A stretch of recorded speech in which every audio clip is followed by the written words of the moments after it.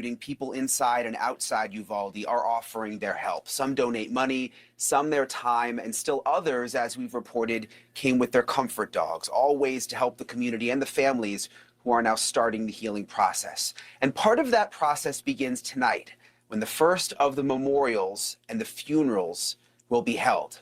That is how one man knew that he could help. We spoke with Trey Ganem. He has been working around the clock designing custom caskets for 19 of the victims. Ganem makes coffins in Edna, Texas. He immediately reached out and offered his support and services for free to all of the victims' families. His way to give and to help, he says. Since meeting with families last week, he has been working nonstop to deliver the caskets in time for the funerals.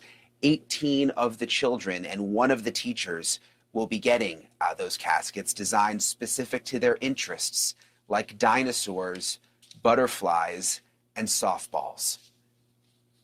I'm taking a little bit of the sting out of what has happened, and we're doing something, and we're creating the last thing that the parents can ever do for their child, and we're making it with passion and purpose, and, you know, we put all of our heart and soul into this thing, and you know, my company's called Soul Shine, and that's what we do. We let their soul shine. The two local funeral homes in town are covering all the other funeral costs, and funeral directors and staff from other communities are offering their time to help with all of those. Nothing can truly ease that pain, but one man wants to take some of the struggles away from these families by honoring their loved ones. Trey Ganem owns Soul Shine Industries, creating custom caskets. He and his crews customized 19 caskets for the children killed, personalizing each one. It's not about just painting a casket. It's about helping those families to start their healing process. And while some might consider his job to be morbid, he sees his work as a way to celebrate someone's individuality, instead of just going out in a boring traditional casket. Vice visited Trey at his studio to learn more about what drew him to his unique business. We think about celebration of life. It's not so much about painting a casket. It's how I'm going to help that family, because I want to represent their loved one the best way that I can. Yes, ma'am. Where are y'all located at?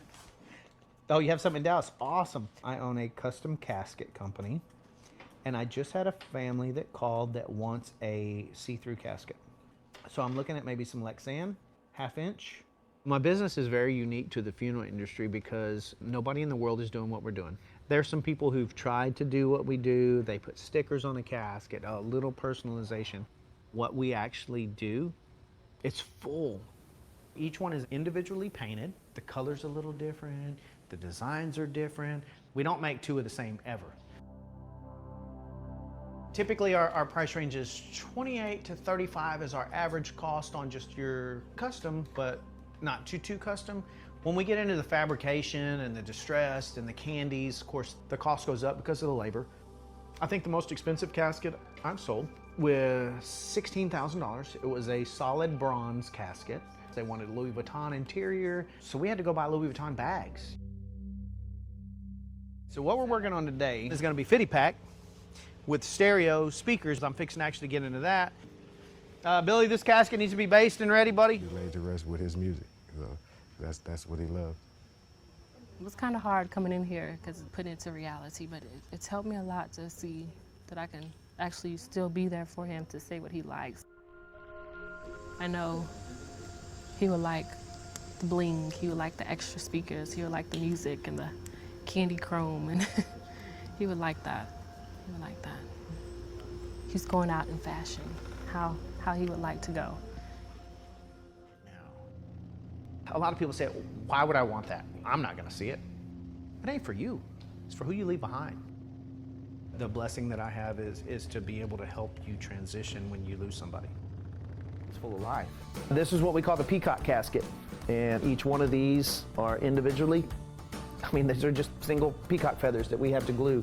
The paint design is a flip-flop.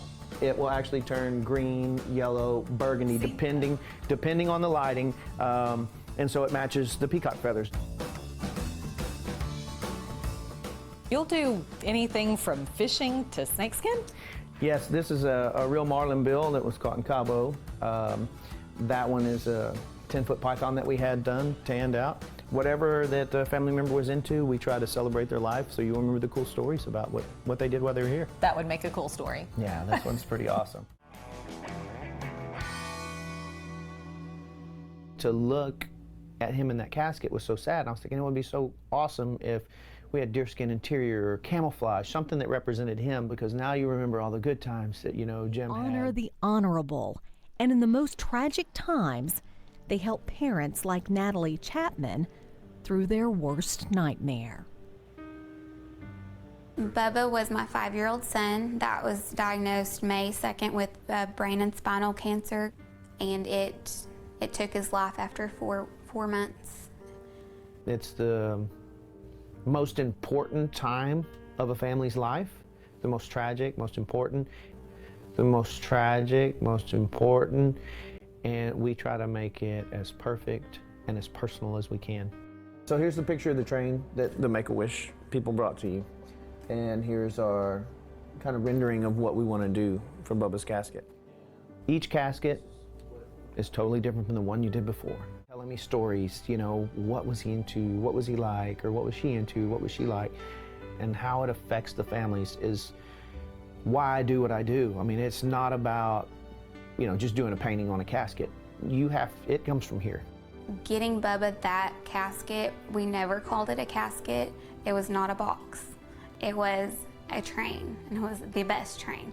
It was a train, and it was the best train. The train that Trey designed for Bubba was more than just a casket. It was a light at the end of a very dark tunnel.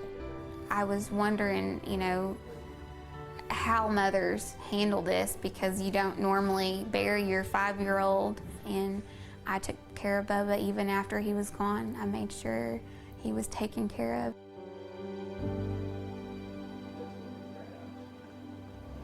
That's perfect. You have to get what we do.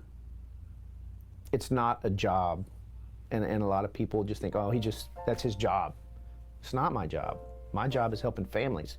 This is just something in between to get to the family. It literally made me smile so much. My cheeks hurt all week long, and that's not even possible when you lose your 5-year-old, but Trey literally touched my heart the moment that I seen that. With Trey Ganem and his wife Michelle is joining us. Before the break, we saw how Trey creates priceless works of art for families who have lost loved ones. He can also give people closure as a medium. All right, closure as a medium. All right, Michelle, when he first said, you know, I think I want to create these caskets, not like a regular casket, what was your first thought?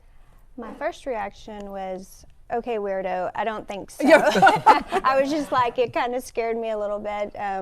Didn't know quite what he had in mind, but once he started doing it and the response of the families and how it truly helped and it started that healing process, I knew it was a wonderful thing. So making the caskets kind of scared you, but it didn't scare you that he's paranormal?